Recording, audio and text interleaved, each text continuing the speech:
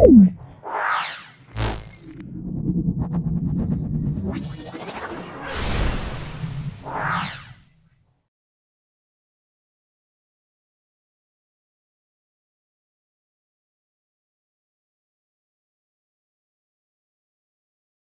আজকে আমরা কৃষিনাথ college school solve করছি। ভিডিওটা প্রথম থেকে শেষ পর্যন্ত দেখো। অবশ্যই আমার এই ভিডিও থেকে তোমরা উপকৃত হবে। যদি ভালো লাগে একটা লাইক করবে। যারা চ্যানেলটাকে এখনো সাবস্ক্রাইব করোনি প্লিজ চ্যানেলটাকে সাবস্ক্রাইব করে দেবে, বেল বাটনে ক্লিক করে রাখবে, যাতে নিত্য নতুন ভিডিও আপলোড হওয়ার সঙ্গে সঙ্গে তোমাদের কাছে নোটিফিকেশন চলে যায়।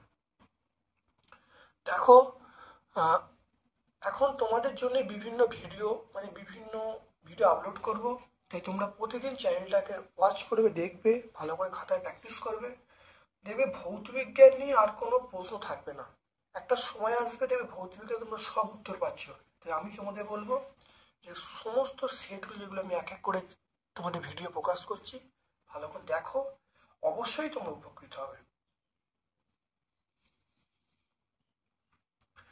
চলে এসো, বায়ুমণ্ডলে কোন স্তরে মহাকাশ স্টেশন থাকে? মহাকাশ স্টেশন থাকে আমরা বলবো এক্সোস্ফিয়ার। এক্সোস্ফিয়ারে মহাকাশ স্টেশন থাকে। তারপর চলে এসো মৌলিক নাম্বার 2। একটি মৌলিক গ্যাসের অণু 3টি পরমাণু নিয়ে গঠিত হলে বাষ্প ঘনত্ব 24। তাহলে পরমাণুর সংখ্যা কত হবে? আমরা বলবো তাহলে তাহলে তিনটে মৌলিক অণু মানে তাহলে এটা 24 বলা আছে। তাহলে পারমাণবিক ভর হবে আমরা বলবো 16 বলবো।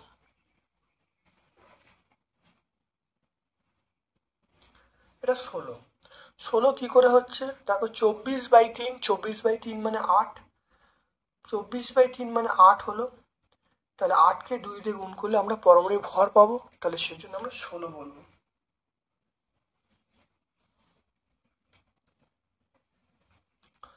তারপর দেখো বেলুন ফোলানোর সময় কোন রাশিটির পরিবর্তন হয় বলে বয়েল সূত্র প্রযোজ্য হয় না? এটা আমরা বলবো ভর, অপশন সি, ভর পরিবর্তিত হয়। তরলের ক্ষেত্রে কোনটা বিবেচ্য? তরলের ক্ষেত্রে আমরা বলবো আয়তন প্রসারণ।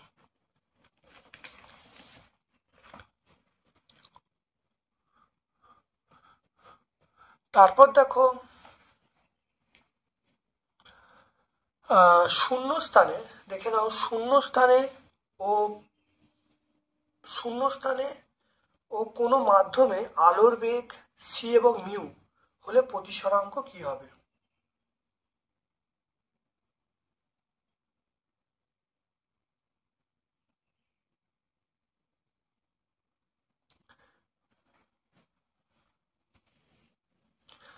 আমরা জানি শূন্যস্থানে ও মাধ্যমে আলোর বেগ সি এবং ইউ হলে প্রতিসরাঙ্ক কি হবে? আমরা জানি মিউ সমান c/u। তাহলে এখানে মিউ সমান c/u। তাহলে এখানে দেখে নাও মাধ্যমে প্রতিসরাঙ্ক কি হবে? c/u হবে। তাহলে আমরা এটা অপশন বি বলবো।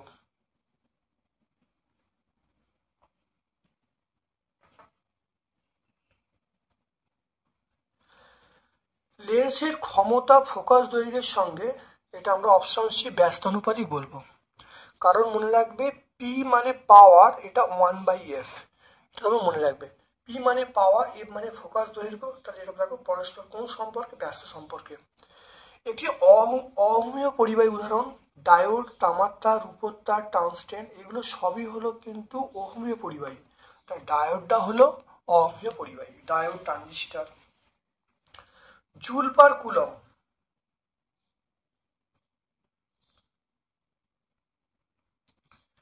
জুল পার কুলম কোন ভৌতরাশির একক? আমরা বলবো বিভব প্রভেদের একক।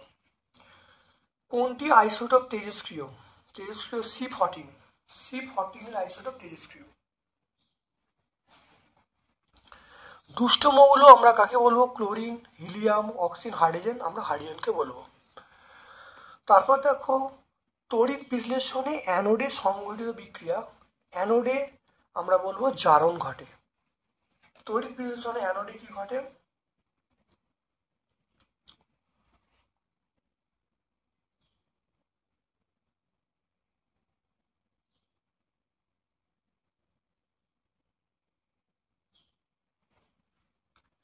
তড়িৎ বিশ্লেষণে অ্যানোডে আমরা বলবো জারণ ঘটে। তারপর দেখো পরীক্ষাগারে ধাতুমূলক শনাক্তকরণে তুমি কি ব্যবহার করবে?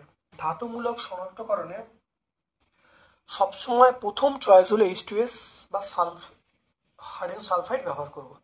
ধাতু নিষ্কাশন পদ্ধতিতে কোক সাধারণত কি হিসাবে কাজ করে? কোক সাধারণত বিজারক দ্রব্য হিসাবে কাজ করে। টেফলন, টেফলনের মনোমার কি? টেফলনের মনোমার আমরা বলবো সেটা টেট্রাফ্লুরোইথিলিন। আমরা বলবো টেট্রাফ্লুরোইথিলিন হলো টেফলনের মনোমার।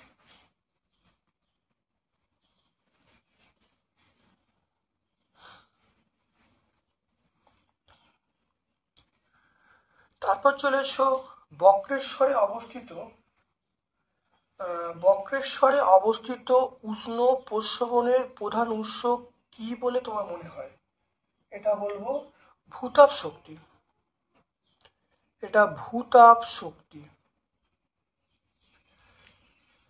জ্বালানি হিসাবে পেট্রোল থেকে গ্যাসোলিনের ব্যবহার কেন বেশি পরিবেশ বান্ধব মনে হয়? কারণ বায়ু দূষণ কমবে। এখানে মনে দূষণ, তোমরা বলবে বায়ু দূষণ কমবে। জীবাশ্ম জ্বালানি কমালে গ্লোবাল ওয়ার্মিংয়ের জন্য দায়ী কোন গ্যাসটির উৎপাদন হ্রাস পাবে? এটা আমরা বলবো CO2। ফারেনহাইট স্কেলে পরম শূন্য উষ্ণতার মান কত? এটা আমরা বলবো -459.4 ডিগ্রি ফারেনহাইট। পিভিপি এর লেখচিত্র কেমন? দেখে নাও, আমি এখানে এঁকে দিচ্ছি। এটা হলো পিভি আর এখানটা হলো পি। লেখচিত্র কিরকম সমান্তরাল হবে। তাহলে এক্স অক্ষে আমি পি স্থাপন করেছি, ওয়াই অক্ষে পিভি স্থাপন করেছি, লেখচিত্র দেখো পি অক্ষে সমান্তরাল। তারপর দেখো একটি ধাতব, দেখে নাও, একটি ধাতব দণ্ডকে উষ্ণতা বৃদ্ধি করে তুমি কোনো দৈর্ঘ্য বৃদ্ধি পেলে না, তাই দণ্ডটি কি? সেটা হলো ইনভার। তারপর দেখো কোন একটি বিশেষ ক্ষেত্রে তরলে প্রকৃত পোষণ গুণাঙ্ক আপাত পোষণ গুণাঙ্কের সমান হবে? যখন পাত্রের পোষণ হবে না, মানে এটা বলে দিচ্ছি, যখন পাত্রের প্রসারণ যখন হবে না। তারপর দেখে নাও অবতল দর্পণের বক্রতা কেন্দ্রে রাখা হলে বস্তুর রৈখিক বিবর্তন কত হবে? অবতল দর্পণে বক্রতা কেন্দ্রে বস্তু রাখলে রৈখিক বিবর্তন কত হবে?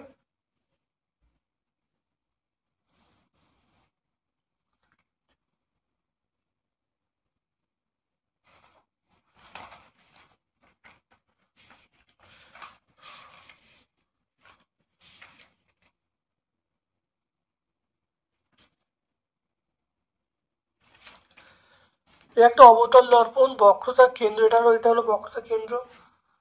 তাহলে বক্রতা কেন্দ্রে বস্তু রাখলে তাহলে বিবর্তন 1 হবে। তাহলে আমরা কি বলবো? বিবর্তন, এটা আমার রৈখিক বিবর্তন 1 হবে।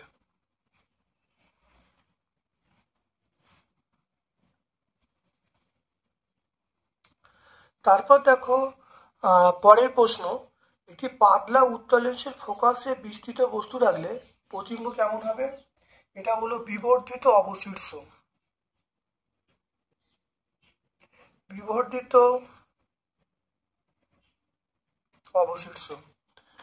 তারপর দেখো বাড়িতে বৈদ্যুতিক মিটার বা রিডিং, যা ইউনিট নামে পরিচিত, পদার্থবিজ্ঞানী ভাষায় তাকে কি বলা হয়? আমরা বলবো বিওটি একক।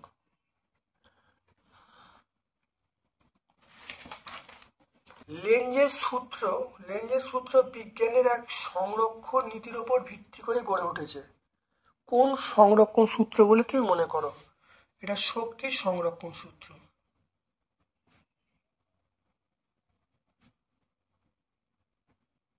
শক্তি সংরক্ষণ সূত্র। নিউক্লিয় সংযোজনের চূড়ান্ত পর্যায়ে যে মৌলটি সৃষ্টি হয় সেটার নাম কি?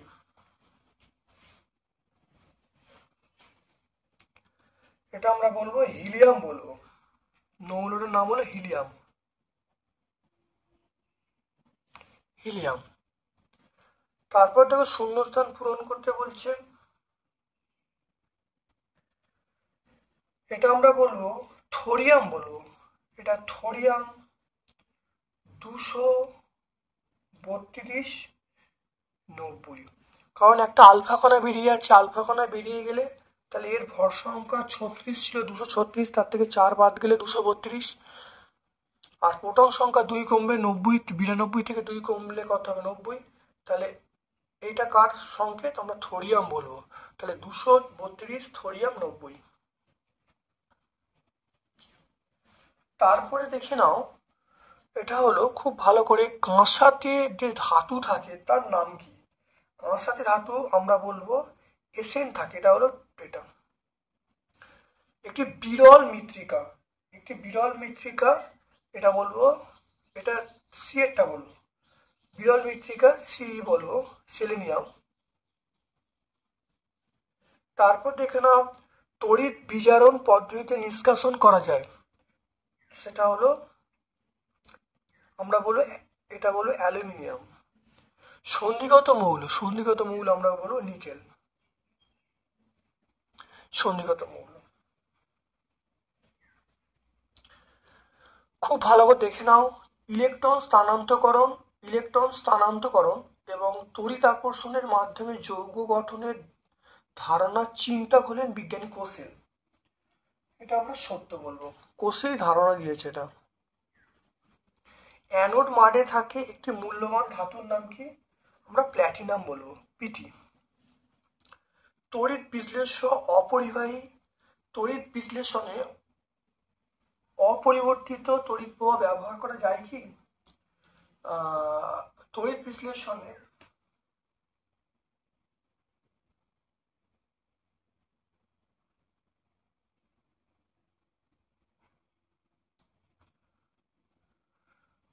বিশ্লেষণে অপরিবর্তিত তড়িৎ ব্যবহার করা যায় কি? অপরিবর্তিত প্রবাহ মানে সমপ্রবাহ। হ্যাঁ, ব্যবহার করা যায়। তাহলে হ্যাঁ, CH3COOH একটি ড্যাশ তড়িৎ বিশ্লেষণ পদার্থ। এটা আমরা বলবো মৃদু, আমরা মৃদু বলবো। তারপর দেখে নাও, নাইট্রোলিন প্রস্তুতিতে কোন গ্যাস ব্যবহার করা হয়? নাইট্রোলিন প্রস্তুতিতে আমরা নাইট্রোলিন প্রস্তুতিতে আমরা কোন গ্যাস ব্যবহার করি? সেটা নাইট্রোজেন। তারপর সিলভার নাইট্রেট দ্রবণে পচা ডিমের গন্ধযুক্ত গ্যাস পাঠালে দ্রবণের বর্ণ কিরূপ হবে বলো? সেটা দ্রবণের বর্ণ কালো হবে। তাহলে অবশ্যই কালো হয়ে যাবে। রট আয়রনের কার্বনের পরিমাণ কত? রট আয়রনের কার্বনের পরিমাণ 0.1%। CH3CH2COOH এর ইউপ্যাক নাম কি? এটা হলো প্রোপানোয়িক অ্যাসিড। আমরা বলবো প্রোপানোয়িক অ্যাসিড। তারপর দেখো, মিথেনে এই যে বন্ধন কোণের মান HCH, বন্ধন কোণের মান আমরা বলবো 109 ডিগ্রি 28 মিনিট। তারপরে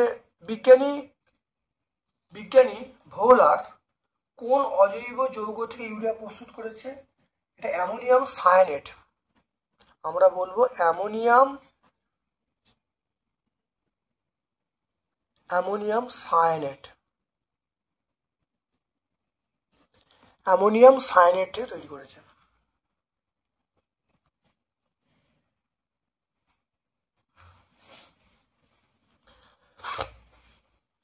তারপর দেখো, ওজোন স্তর ধ্বংসে এসি বা রেফ্রিজারেটরের ভূমিকা লিখতে। একই উত্তর হবে। বায়ুমণ্ডলে ওজোন স্তর ধ্বংসের পেছনে সিএফসি বা ফ্রেনের ভূমিকা। এটা মূলত রেফ্রিজারেটরে তৈরি হয়। তাহলে এই উত্তরটা আমরা লিখে দিলেই কিন্তু অ্যান্সার হয়ে যাবে। এটা আমরা 6 পেজে পেয়ে যাব।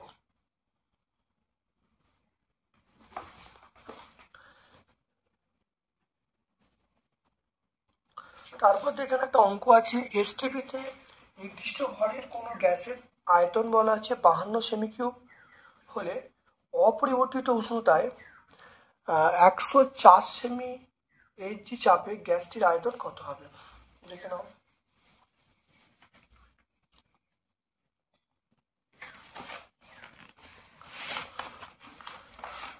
দেখো চলে আসছি, এটা হলো 3.2।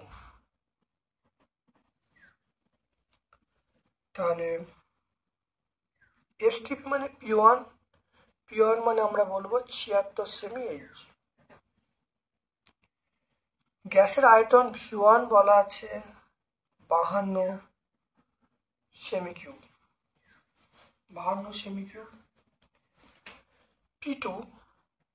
পি টু বলা আছে, পি2 কত 104 সেমি এইচজি। আমার এখান থেকে ভি2 চাইছে। উষ্ণতা স্থির মানে আমরা বলবো পি1 সমান পি2 বলবো। তাহলে এখান থেকে দেখে নাও, একটা কথা মনে রাখবে, এখানে দেখো ভি1 সেমি কিউব আছে, পি1 সেমি আছে, দেখো দুটো কিন্তু ভিন্ন একক। আমি এখানে একক চেঞ্জ নাও করতে পারি, কারণ এখানে সেমি কিউব, কারণ আয়তন চাইছে। তাহলে এখানে সেমি কিউব, তাহলে আয়তনটা আমরা এখানে দেখো মিটার কিউব, আয়তনটা দেখো মিটার কিউব আছে, তাহলে আয়তনটা আমরা মিটার কিউব বার করবো। আমরা চেঞ্জ না করেও কিন্তু উত্তর কিন্তু পেয়ে যাব, কারণ যেহেতু আয়তন চাই, তাহলে আয়তনে এর একক যা হবে আয়তনে এই একক একই হবে। তাহলে আমরা এক কাজ করছি, যে ভি2-র মানটা বার করছি। ভি2 মানে ভি1 বাই পি2। তাহলে পি1-এর মান কত? পি1-এর মান আমরা বলবো 76, ভি1-এর মান 52 বাই পি2-র মান কত 104 বলবো। দেখে না মানটা, এটা কাটাকুটি করলে 2, এটা কাটাকুটি করলে 39, তাহলে ভি2-র মান আমরা পেয়ে গেলাম 39। অতএব অন্তিম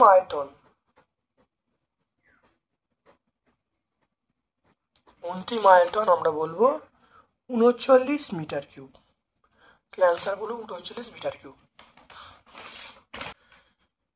দেখো 3.3 এটা দেখে নাও।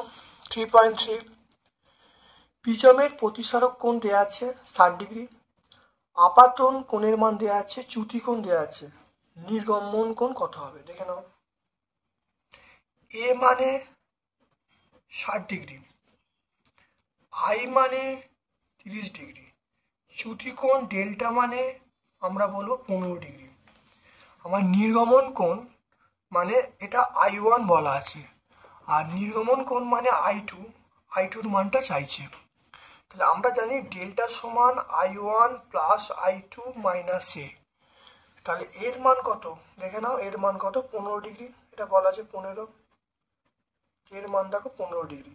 I1-এর মান কত? I1-এর মান দেখো 30 ডিগ্রি, I2-র মান চাইছে, আর এর মান কত? এর মান আমরা বলবো 60 ডিগ্রি।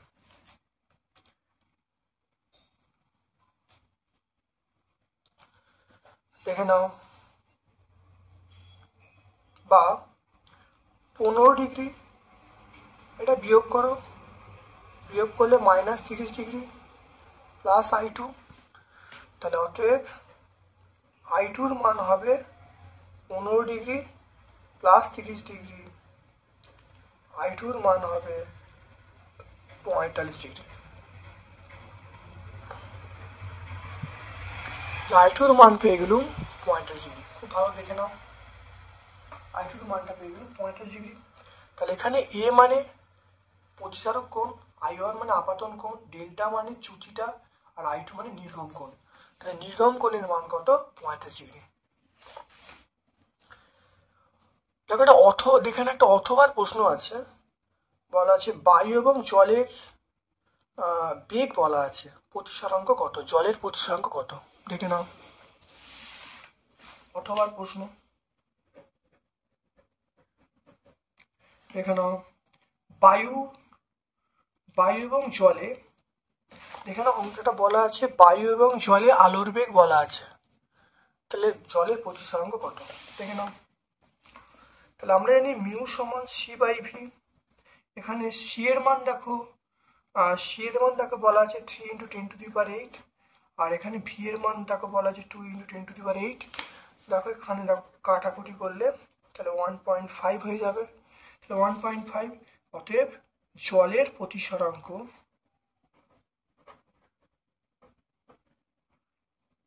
জলের প্রতিসরাঙ্ক 1.5। মনে রাখবে মিউ মানে জলের প্রতিসরাঙ্ক, সি মানে শূন্য মাধ্যম আলোর বেগ, ভি মানে ওই মাধ্যম যে মাধ্যম নেওয়া হচ্ছে, মানে জল মাধ্যমে যে আলোর বেগটা। দুটো মান বসিয়ে দিয়েছি, বসিয়ে দিয়ে দেখো 10⁸ প্রথম কেটে গেল, 3/2 মানে 1.5। তাহলে জলের প্রতিসরাঙ্ক কত? 1.5।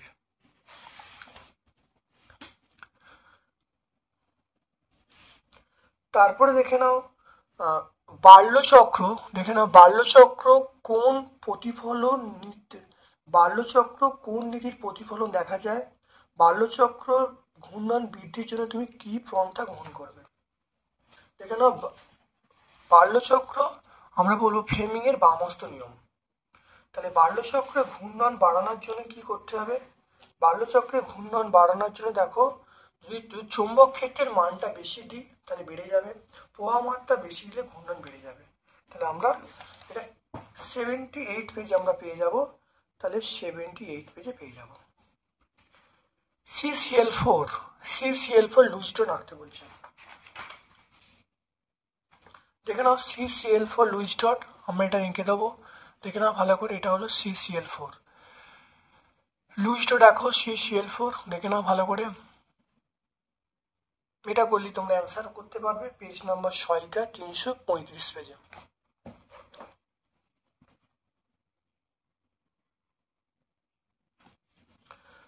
অষ্টক সূত্র বিবৃত করতে বলছে।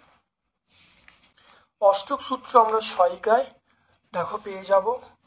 অষ্টক সূত্র দেখে নাও, সহায়িকায় 318 পেজে পেয়ে যাব।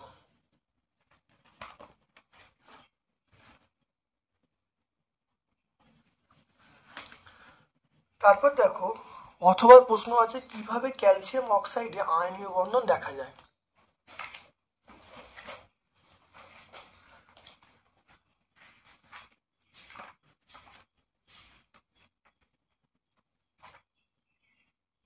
দেখে নাও, আয়নীয় বন্ধন ক্যালসিয়াম অক্সাইড তোমরা পেয়ে যাবে টেক্সট বই, দেখো পেয়ে যাবে টেক্সট বই 106 পেজে তোমরা পেয়ে যাবে। দেখো ক্যালসিয়াম অক্সাইডে আয়নীয় বন্ধন, ঠিক আছে? এখান থেকে লিখে দেবো আর এটা এঁকে দিতে হবে। 106 পেজে তোমরা পেয়ে যাবে।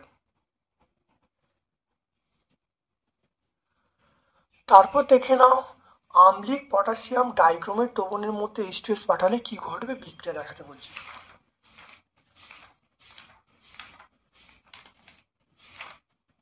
দেখে নাও, এটা আমরা পেয়ে যাব। দেখো পটাশিয়াম ডাইক্রোমেট দ্রবণের মধ্যে অর্থাৎ H2S এর বিজারণ ধর্ম লিখলে আমরা অ্যান্সার চলে আসবে। অর্থাৎ H2S এর বিজারণ ধর্মটা আমরা পুরোটা লিখে দেবো, লিখে দিলেই আমরা কিন্তু অ্যান্সার পেয়ে যাব। এটা টেক্সট বই তোমরা 123 পেজে পাবে।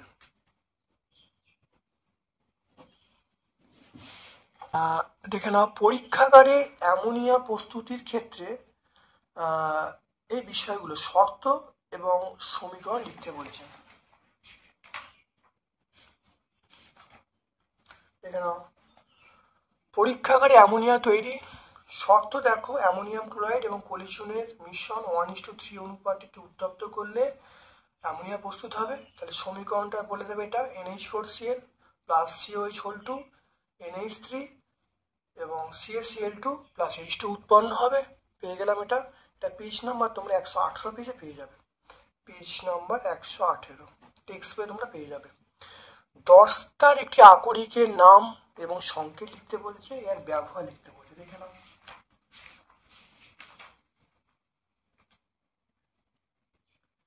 দেখে নাও, দস্তা বা জিঙ্ক এর আকরিকের নাম আমরা বলবো জিঙ্ক ব্লেন্ড, আমরা বলবো জিঙ্ক ব্লেন্ড। Page number 131। তাহলে এটা আমরা 131 পেয়ে যাব এই উত্তরটা। আর এর ব্যবহার দেখো, দস্তা দেখো, দেখে নাও দস্তা কোথায় ব্যবহার করে। দেখো গান মেটাল, দেখো দস্তায় দেখো গান মেটালে দস্তা আছে, একটা বন্দুকের ভাল্ব যন্ত্রপাতি ব্যবহার করা হয়। বা দস্তা তোমাদের আছে মনে রাখবে, দেখো এর মধ্যে আছে পিতলে দস্তা আছে, ইটের দস্তা আছে, সেখানে বাসনপত্র, ফুলদানির কল এগুলো তৈরিতে ব্যবহার করা হয়। তারপর দেখো সমগণীয় শ্রেণী বলতে কি বোঝো? এটা সমগণীয় শ্রেণী। শ্রেণী ভালো করে দেখে নাও, এখানে তোমরা পেয়ে যাবে। এখানে সমগণীয় শ্রেণী তোমরা এইখান থেকে বলে দেবে, একই থেকে বলে দেবে সমগণীয় শ্রেণী। সমগণীয় সংজ্ঞাটা এখান থেকে পেয়ে যাবে, পেজ নাম্বার 140 তোমরা পেয়ে যাবে। তো এটা হলো 140, পেজ নাম্বার 140 সমগণীয় শ্রেণী পেয়ে যাবে। দ্বিবন্ধনযুক্ত দ্বিবন্ধন আছে, দ্বিবন্ধনযুক্ত একটি হাইড্রোকার্বন।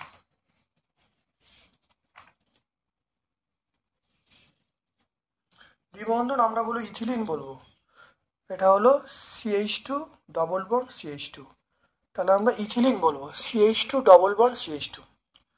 কার্যকরী মূলক কাকে বলে? দেখে নাও কার্যকরী মূলক, খুব ভালো দেখে নাও। যে সকল মূলক যৌগের অণুতে উপস্থিত থেকে যৌগের প্রকৃতি ধর্ম নির্ধারণ করে তাদেরকে আমরা কার্যকরী মূলক বলবো। এটা পেজ নাম্বার 39 পাবো, পেজ নাম্বার 139।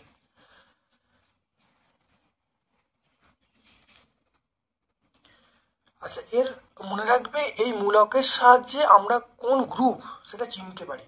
তাহলে এর যে গুরুত্বটা আমরা বলবো যে এই যে গ্রুপের সাহায্যে এই OH, CHO, CO এগুলোর সাহায্যে আমরা মানে যে যৌগগুলোকে চিহ্নিত করতে পারি। মানে OH মানে এটা আমরা বলবো অ্যালকোহল গ্রুপ। তারপর দেখো CHO মানে অ্যালডিহাইড, অর্থাৎ মৌলগুলোকে চিহ্নিত করতে পারি এই কার্যকারী মূলকের সাহায্যে। তাহলে এটাই কিন্তু গুরুত্ব। তারপর দেখে নাও বয়েল সূত্র বিবৃত করতে বলছে এবং ব্যাখ্যা করতে বলছে চার্লসের সূত্র থেকে পরম সমুদ্র সংজ্ঞা দিতে বলছে।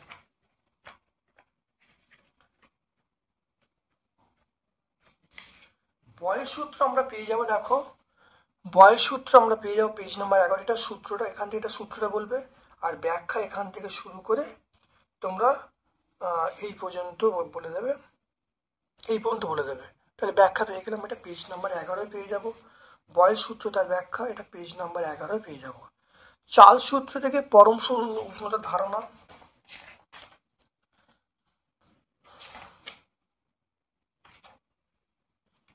এই চার্লস সূত্র, এই দেখো চার্লসের সূত্র, চার্লস সূত্র থেকে দেখে নাও। এখানে দেখো -273 সেন্টিগ্রেড তাপমাত্রাকে আমরা পরম শূন্য তাপমাত্রা বলবো।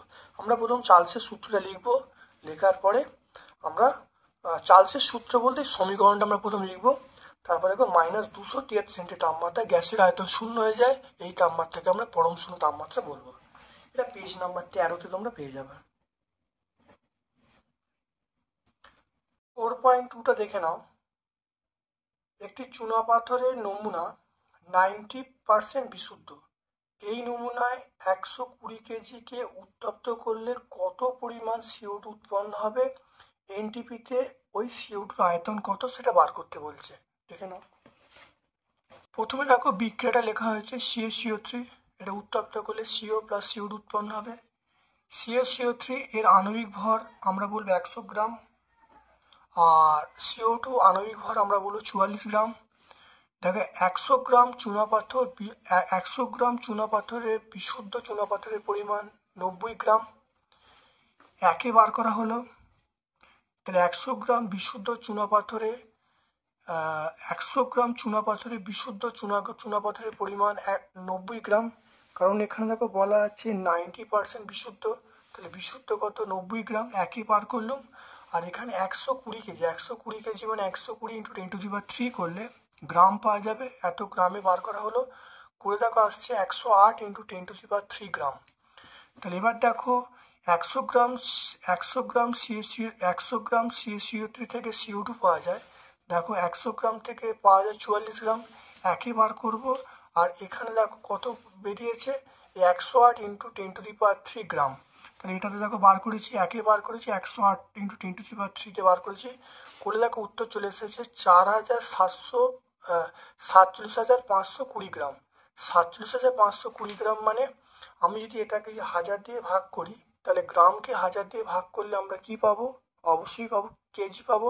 তাহলে উত্তরটা চলে এলাম 47.52 কেজি। তাহলে অ্যান্সার পেয়ে গেলাম 47.52 কেজি। এবার দেখো দ্বিতীয় পার্টটার জন্য, তাহলে আমি এখানে উত্তর লিখে দিলাম 47.52 কেজি CO2 পাওয়া যাবে। এবার দেখো 44 গ্রাম CO2 মানে আমরা বলবো 22.4 লিটার, একই বার করব। আর এই গ্রামে বার করব। বার করলে যেটা হবে সেটা দেখে নাও 24,192 লিটার। এটা অ্যান্সার পেয়ে যাব। তারপর চলে এসো তরলে দুই প্রকার গুণাঙ্ক থাকার কারণ কি? এখানে তরলে দু প্রকার গুণাঙ্ক বড্ড বড় আছে, এখানে পড়ে দেখবে যে যেটা বলছে, মনে রাখবে তরলে দু প্রকার গুণাঙ্ক মানে একবার আমরা দেখো তরলে দু প্রকার গুণাঙ্ক এখানে ভালো করে পড়ে নেবে। মেন ব্যাপারটা বলছে যে পাত্রের প্রসারণকে যদি উপেক্ষা করা হয় তাহলে সেটা হলো আপাত প্রসারণ আসবে না। তাহলে পাত্রের প্রসারণ ধরলে সেটা আপাত প্রসারণ আসবে, আর আপাত প্রসারণ প্লাস তরলে প্রসারণ যোগ করলে প্রকৃত প্রসারণ। সেই জন্য আমরা দু রকম গুণাঙ্ক চিন্তা করি বা নিই। তাহলে আমরা পেজ নাম্বার 103-এ পেয়ে যাবো। দেখে নাও, এটা 103-এ তোমরা পেয়ে যাবে। সহায়িকা তাপ পরিবাহিতাঙ্কের রাশিমালা লিখে উহার মাত্রা নির্ণয় করতে বলছে। তাপ পরিবাহিতাঙ্কের রাশিমালা লিখে উহার মাত্রা নির্ণয় করতে বলছে।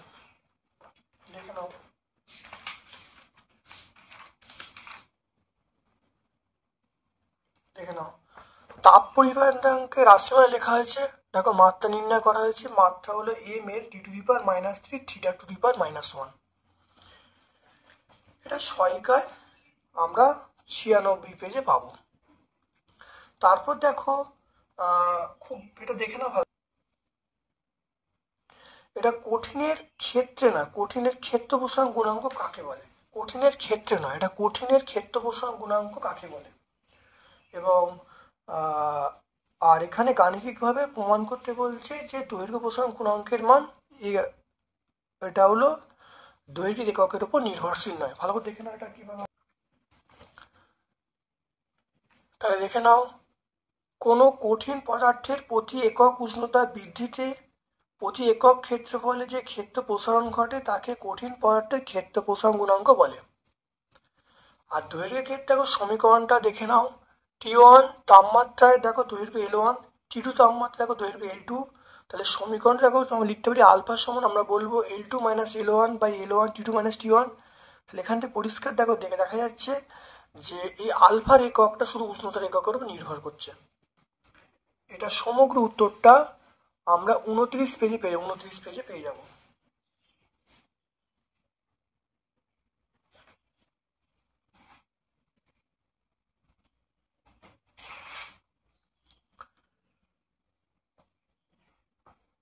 তারপর দেখো চিত্রসহ উত্তর লেন্সের আলোক কেন্দ্রের সংজ্ঞা। এটা আমরা আগের স্কুলে পুরো ব্যাখ্যা করেছি, তোমরা একটা আগের স্কুলটা দেখে নেবে, দেখলেই তোমরা বুঝতে পারবে। তারপরে দেখো আলোর বিক্ষেপণ সংক্রান্ত র্যালের সূত্র।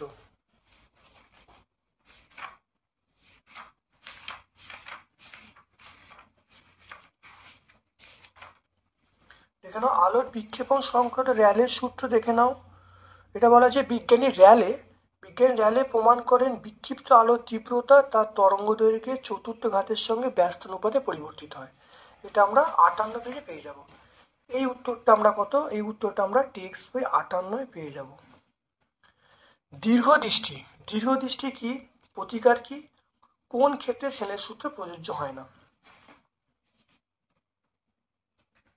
দেখে নাও, দীর্ঘদৃষ্টি কাকে বলে? অর্থাৎ যখন আমরা দূরের জিনিসকে দেখতে পাই, কাছের জিনিসটা দেখতে পাই না, চোখে এই ধরনের সমস্যাকে আমরা বলো দীর্ঘদৃষ্টি। এটা কেন ঘটে? এটা ঘটার কারণটা হলো বলবে যে চোখে লেন্সে ফোকাস দৈর্ঘ্য বেড়ে যায়। প্রতিকার কি? আমরা উত্তল লেন্সযুক্ত চশমা আমরা ব্যবহার করতে হবে বা ব্যবহার করব। এটা আমরা 54 পেজে পেয়ে যাব। পেজ নাম্বার 54 এটা পেয়ে যাব। সেলের সূত্র প্রযোজ্য নয় লম্ব আপাতন, তাহলে আমরা বলবো লম্ব আপাতনের ক্ষেত্রে, লম্ব আপাতনের ক্ষেত্রে সেলের সূত্র প্রযোজ্য হয় না। গোলীয় দর্পণে উপাক্ষীয় রশ্মির ক্ষেত্রে এটা R = 2F বহুবার হয়েছে, অনেকবার প্রমাণ হয়েছে, বহুবার বলেছি, খুব ইম্পর্টেন্ট প্রমাণ, এবারে পরীক্ষার জন্য অত্যন্ত ইম্পর্টেন্ট, খুব ভালো করে প্রমাণ করবে। দেখে নাও, এটা আমরা পেজ নাম্বার 39 পেয়ে যাবো, 39 থেকে 40 পেজে পেয়ে যাব। তাহলে পেজ নাম্বার 39 আর 40 পেয়ে যাব। তারপর দেখো একটা অঙ্ক আছে, দেখো তড়িৎচালক বল বলা আছে 2 ভোল্ট, ওহম 15 ওহম বলা আছে, প্রান্তে বিভব প্রভেদ 1.5 বলা আছে, কোষের অভ্যন্তর কত হবে, নষ্ট ভোল্ট কত হবে সেটা নির্ণয় করতে। দেখে নাও,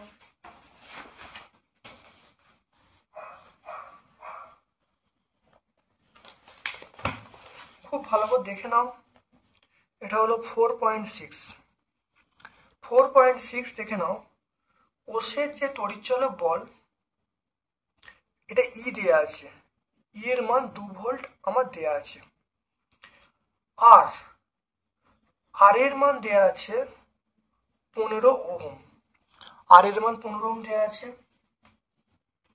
প্রান্তীয় বিভব প্রভেদ বলতে ভি এর মান 1.5 ভোল্ট দেয়া আছে। আমাকে বলেছে কোষের অভ্যন্তরীণ রোধ এবং নষ্ট ভোল্টের মান নির্ণয় করতে। খুব ভালো করে দেখে নাও, আমরা জানি ই সমান আমরা জানি IR প্লাস IR, এটা আমরা জানি। এবারে এই ই সমান এটা মানে ভি প্লাস IR, ই এর মান দেখো 2 বলা আছে, আর ভি এর মান দেখো 1.5 বলা আছে। এখান থেকে IR এর মান পেয়ে যাব, তাহলে IR কত, IR আমরা পেয়ে যাব 2 - 1.5, তাহলে এখান থেকে আমরা IR এর মান পেয়ে যাব 0.5, তাহলে IR এর মান পেয়ে গেলাম 0.5, এটাই মানে নষ্ট ভোল্ট, IR মানে নষ্ট ভোল্ট, নষ্ট ভোল্ট হওয়া কত 0.5 ভোল্ট, তাহলে একটা অ্যান্সার পেয়ে গেল। এবার দেখো অভ্যন্তরীণ রোধ বার করতে বলেছে, দেখে না, আমরা জানি ভি সমান IR, এখানে আমরা ভি এর মান পেয়ে গেছি, ভি এর মান কত বলো তো, ভি এর মান 1.5 আমার দেওয়া আছে, আর এর মান দেওয়া আছে, আর এর মান কত 15 দেওয়া আছে, তাহলে এর মান 1.5/15, তাহলে 0.1, তাহলে এর মানটা পেয়ে গেলাম 0.1। এর মান যে 0.1 হয়, তাহলে আমার বলা আছে IR সমান 0.5, তাহলে এখান থেকে আমরা পেয়ে যাব, তাহলে আর এর মান হবে 0.5 বাই এই এর মান করব, তাহলে 0.5/0.1, এটা কত হয়ে যাবে, এটা 5 হয়ে যাবে। অতএব অভ্যন্তরীণ রোধ সেটা আমরা পেয়ে যাব কত, আমরা পেয়ে যাব 5 ওহম। অভ্যন্তরীণ রোধ পেয়ে গেলাম, অভ্যন্তরীণ রোধ আমরা পেয়ে গেলাম 5 ওহম।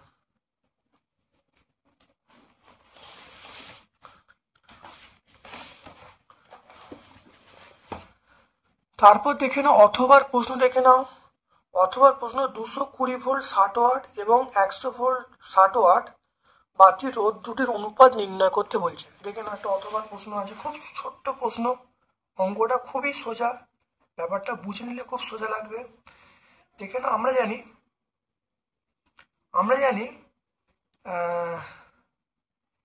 পি সমান V²/R, এটা আমরা জানি। তাহলে এখান থেকে আমরা পি এর মানটা দুজনকারকে দেখো, আমরা জানি, দেখো লিখেছি পি সমান V²/R, তাহলে এখানে দেখো পি প্রথম ক্ষেত্রে P1 সমান আমরা কি বলবো, V1²/R1 বলবো, এটা হলো প্রথম ক্ষেত্রে আমরা বলবো। দ্বিতীয় ক্ষেত্রে কি বলবো, দ্বিতীয় ক্ষেত্রে P2 সমান আমরা বলবো V2²/R2, এটা আমরা বলবো। তাহলে বলা আছে দুজনকার, দেখো এখানে বলা আছে দুজনকার ক্ষমতা সমান, দুজনকার ক্ষমতা দেখো 60 ওয়াট করে দেওয়া আছে, দেখে না দুজনকার ক্ষমতা 60 ওয়াট করে দেওয়া আছে, তা দুজনকার ক্ষমতা সমান, তাহলে আমরা p1 সমান p2 করতেই পারি। তাহলে আমরা লিখতে পারি যে v1 স্কোয়ার বাই r1 সমান আমরা বলবো v2 স্কোয়ার বাই r2, এটা আমরা বলবো। এবার দেখো v1 বলা আছে কত, দেখো তো v1 দেখো বলা আছে 220 আর v2 110।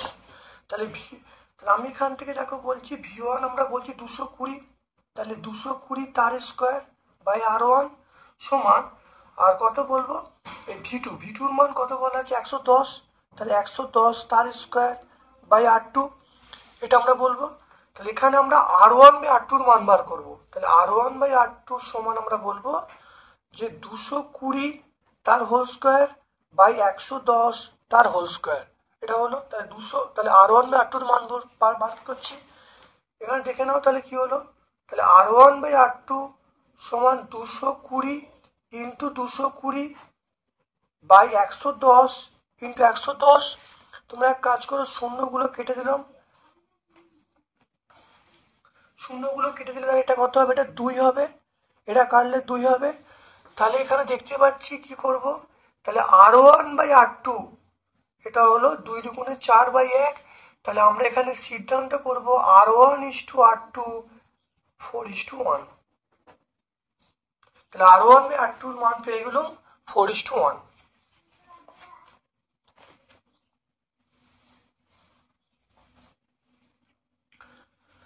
তারপর দেখো 4.7 ওহমের সূত্র বিবৃত করতে বলছে। ওহমের সূত্র বিবৃত করতে বলছে, এটা আমরা পেজ নাম্বার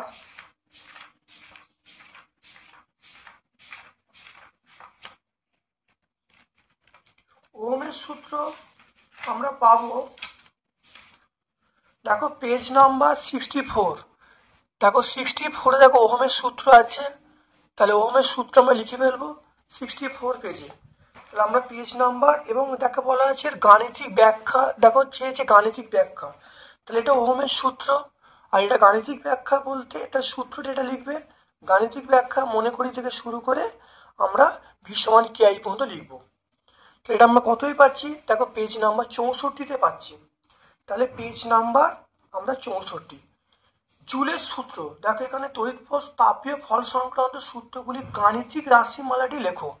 গাণিতিক রাশিমালা বলতে এটা আমরা 71 পেজে পাবো, পেজ নাম্বার 71 দেখে নাও। গাণিতিক রাশিমালা বলতে দেখে নাও, এখানে দেখে নাও। তাহলে এই সমান আমরা বলবো, তাহলে এখানে দেখো গাণিতিক রাশিমালা বলতে আমরা বলবো এই সমান আই স্কোয়ার আর টি বাই জে। তাহলে এই রাশিমালাটা আমরা লিখবো। তারপর দেখো থাইরয়েডের চিকিৎসায় কোন তেজস্ক্রিয় ব্যবহার করা হয়, দেখে নাও। দেখে নাও থাইরয়েডের চিকিৎসা আমরা কি ব্যবহার করব, আয়োডিন। দেখো আয়োডিন ব্যবহার করবো, আয়োডিন। তাহলে আয়োডিন তেজস্ক্রিয় ব্যবহার করব, এটা আয়োডিন, এটা 131।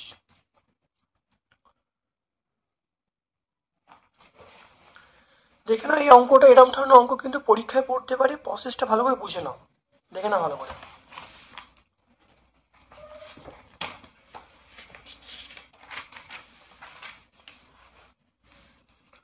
তাহলে 4.8 দেখো বলা আছে এ 234, এটা 90, এটা বি 206, এটা 82। দেখে নাও।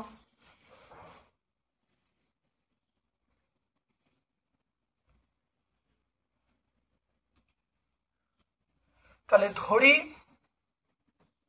ধরি এক্সটি আলফা কণা ও ওয়াইটি বিটা কণা নির্গত হলো।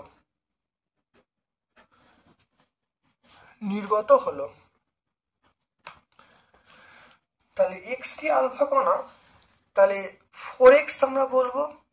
তাহলে একটার জন্য 4 কমে, তাহলে কত কমলো, 4x কমলো। তাহলে এখানে দেখো কত আসছে 234, ভর সংখ্যা দেখো 234 থেকে কত 206 বাদ দেবো। তাহলে 4x সমান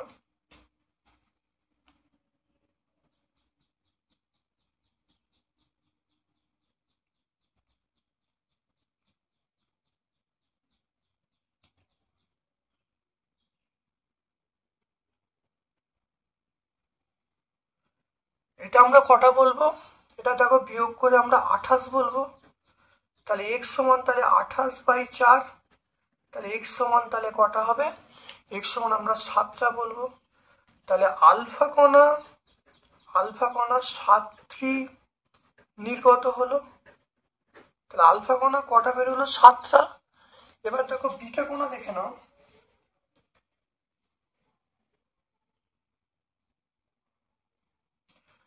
তাহলে এবার দেখো বিটা কণার ক্ষেত্রে তাহলে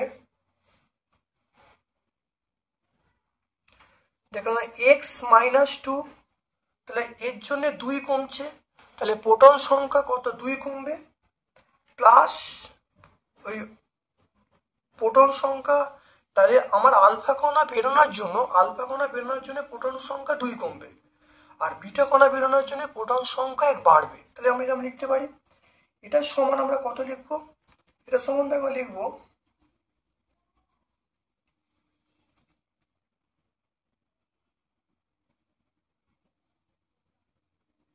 বিয়োগ করলে কত আসছে, এটা বিয়োগ করলে দেখো আসছে 8। 90 থেকে দেখো 90 থেকে 82 বাদ দিলে আমরা কত বলবো, 8 বলবো। যেহেতু হ্রাস পাচ্ছে তাহলে আমরা -8 বলবো। তাহলে এখানে দেখে নাও, তাহলে এখানে কত এক্স এর মান 7, তাহলে 7 × -2, এটা ওয়াই, এটা -8, এটা -14 প্লাস ওয়াই সমান -8। তাহলে এখান থেকে আমরা পেয়ে যাব ওয়াই সমান 14 - 8, তাহলে আমরা পেয়ে যাব ওয়াই এর মানটা পেয়ে যাব কত, ওয়াই এর মান 6 পেয়ে যাব। তাহলে বিটা কণা নির্গত হবে কটা, 6টি।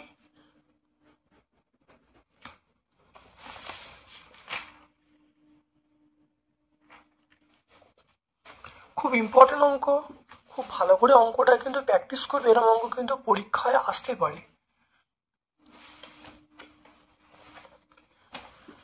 তারপর দেখে নাও 4.9, মেন্ডেলিভের পর্যায় সূত্রে দুটো ত্রুটি লিখতে বলছে এবং আধুনিক সূত্রটা লিখতে বলছে।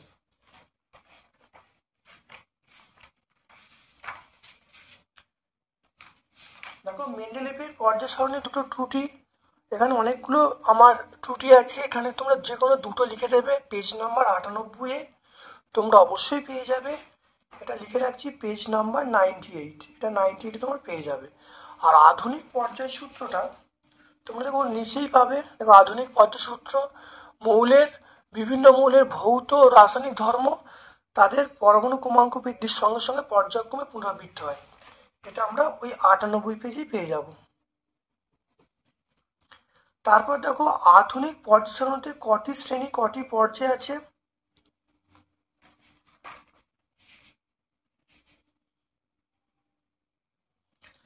দেখে নাও। আধুনিক পর্যায় দেখো শ্রেণী দীর্ঘ 7টি পর্যায়, দেখে নাও 7টি পর্যায় আছে। আর শ্রেণী কটা, শ্রেণী আমরা বলবো 18টা। তাহলে 7টা পর্যায় এবং 18টা শ্রেণী, তাহলে এটা পেয়ে গেলাম। তারপর দেখো পর্যায় সারণী, পর্যায় এবং শ্রেণী বরাবর আয়নাইজেশন শক্তি এবং তড়িৎ ঋণাত্মকতা কিভাবে পরিবর্তিত হয়, দেখে নাও। দেখতে পাচ্ছ এখানে আয়নন শক্তি এবং তড়িৎ ঋণাত্মকতা, তাকে উত্তরগুলো পেয়ে যাবে। অর্থাৎ বাম থেকে ডান দিয়ে গেলে বৃদ্ধি পাবে আয়নন শক্তি, ওপর থেকে নিচে নামলে হ্রাস পাবে। আর এর দেখো বাম থেকে ডান গেলে বৃদ্ধি পাবে, ওপর নিচে হ্রাস পাবে। মানে যখন তুমি বাম থেকে ডানে যাবে এটা পর্যায়গত, আর ওপর থেকে নিচে নামা মানে শ্রেণীগত। এটা আমরা পেজ নাম্বার 102-এ পেয়ে যাব।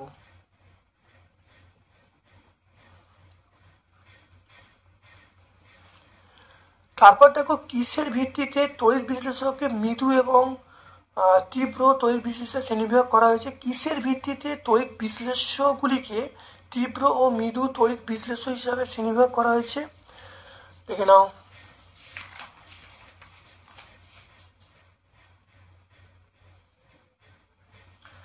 দেখো এটা তড়িৎ পরিবাহিতার ক্ষমতা অনুসারে, তাহলে আমরা কি বলবো, তড়িৎ পরিবাহিতার ক্ষমতা অনুসারে তীব্র এবং মৃদুর ভাগ করা হয়েছে। এটা আমরা 112 পেজে পাবো, এটা 112 পেজে পাবো। আর তড়িৎ লেপনের উদ্দেশ্য, তড়িৎ লেপনের উদ্দেশ্য আমরা পেয়ে যাব, দেখে নাও। তড়িৎ লেপনের উদ্দেশ্য এখানে আমরা পেয়ে যাবো 116 পেজে পেয়ে যাব, 116 পেজে। এই উত্তরটা আমরা পাবো 116 পেজে। তাহলে এই উত্তরটা 112 পেজে, এটা আমরা 116 পেজে পেয়ে যাব। তারপর দেখো 4.11 স্পর্শ পদ্ধতিতে সালফিউরিক অ্যাসিড প্রস্তুতি ব্যাখ্যা করতে বলছি, প্রচণ্ড ইম্পর্টেন্ট, দেখে নাও। এটা আমরা 127 পেজে পাবো। কত পাবো? এটা 127 পেজে। আমরা এখানে 3টে পয়েন্ট আছে, একটা পয়েন্ট, তারপরে দেখো একটা পয়েন্ট, একটা পয়েন্ট আর একটা পয়েন্ট, 3টে পয়েন্ট আছে। এটা 127 পেজে আমরা পেয়ে যাব। তারপরে দেখে নাও 4.12 দেখে নাও। CH3CH3C3H8O আণবিক সংকেত বিশিষ্ট দুটি সমবায়ক যৌগ, দুটি সমাবয়ব যৌগ এ এবং বি। এ যৌগটি সাধারণ উষ্ণতায় N এর সঙ্গে বিক্রিয়া করে সি যৌগ উৎপন্ন করে, H2 উৎপন্ন করে। এ বি সিকে শনাক্ত করতে বলছে। খুব ভালো করে দেখে নাও, খুব ইম্পর্টেন্ট প্রশ্ন, ভালো করে প্র্যাকটিস করবে।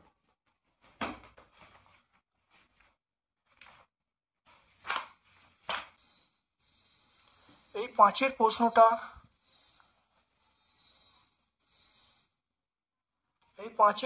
দেখো একই প্রশ্ন, যে প্রশ্নটা পড়েছি তার মধ্যে একই প্রশ্ন এইটা। এর উত্তর দেখে নাও। এ হলো প্রোপানল, তাহলে প্রোপানলের নাম হলো, তাহলে এ হলো প্রথম পার্টটা হলো এ হলো প্রোপানল, তাহলে এ হলো প্রোপানল, সংকেত হলো CH3CH2CH2H। বি হলো প্রোপিন, তার সংকেত হলো CH3CH ডবল বন্ড CH2, আর সি হলো প্রোপেন, CH2CH2CH3। তাহলে আমরা উত্তর পেয়ে গেলাম। তাহলে এটা আমরা 592 পেজে পেয়ে যাব। এলপিজি সিএনজির মূল উপাদান কি কি? ইথিলিন এবং ইথাইল অ্যালকোহলের ব্যবহার।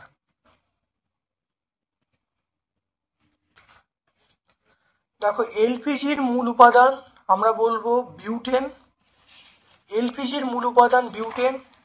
সিএনজির মূল উপাদান আমরা বলবো মিথেন, দেখো মিথেন, সিএনজির মূল উপাদান মিথেন। এরপরে বলা আছে ইথিলিন এবং ইথাইল অ্যালকোহলের ব্যবহার। দেখো ইথিলিনের ব্যবহার দেখে নাও। ইথিলিনের ব্যবহার আমরা বলবো সেটা হলো কাঁচা ফল পাকাতে, ফল সংরক্ষণে, চিত্রনাশক হিসেবে ব্যবহার করব। আর তারপরে দেখো বলা আছে ইথাইল অ্যালকোহল। ইথাইল অ্যালকোহল আমরা ব্যবহার বলবো সেটা হলো রেকটিফাইড স্পিরিডে, দেখে নাও। সেটাকে ইথাইল অ্যালকোহল আমরা ব্যবহার করব, রেকটিফাইড স্পিডে আমরা ইথাইল অ্যালকোহল ব্যবহার করি। রেকটিফাইড স্পিডে আমরা মেথিলেট স্পিড, রেকটিফাইড স্পিডে আমরা ইথাইল অ্যালকোহল ব্যবহার করি। এখানে ভিডিওটা শেষ করছি। কেমন লাগলো কমেন্ট সেকশানে কমেন্ট করবে, যদি ভালো লাগে একটা লাইক করবে। যারা চ্যানেলটাকে এখনো সাবস্ক্রাইব করেনি প্লিজ চ্যানেলটাকে সাবস্ক্রাইব করে দেবে, বেল বাটনে ক্লিক করে দেবে। Thank you.